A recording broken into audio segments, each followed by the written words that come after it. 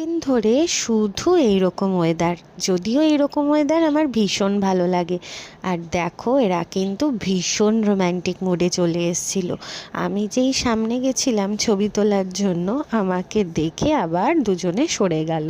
হয়তো মনে মনে বেশ রাগী হয়েছিল। তো চলো ফিরে এলাম এবার রান্নার কাজে। আজকে রান্না করেছিলাম রাঁধুনি ফোড়ন দিয়ে ডাল, আর করেছিলাম একদম সিম্পলভাবে আলু সেদ্ধ। আলু সেদ্ধটাকে একটু ভাজা পেঁয়াজ আর শুকনো লঙ্কা দিয়ে মাখিয়েছিলাম। অনেক দিন মাটন খাওয়া হয় না, তাই আজকে মাটন নিয়ে এসেছিল। আমরা মাটন খাবো আর রাই খাবে না, সেটা তো হতে পারে না। তাই ওর মাটনটাও কিন্তু আমি ম্যারিনেশন করে রেখেছিলাম ঝাল ছাড়া।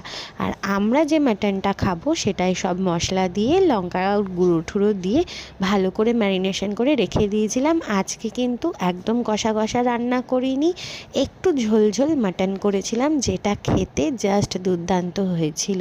তারপর বিকেলবেলা একটু এদিক ওদিক বেরিয়ে পড়লাম। গেছিলাম হচ্ছে রাইয়ের জন্য নতুন রেনকোট কিনতে। ও তো রেনকোট দেখে ভীষণ খুশি হলো। তো চলো আজকের মতো ব্লগটা এইটুকুই, দেখা হচ্ছে আবার নেক্সট ব্লগে। টাটা।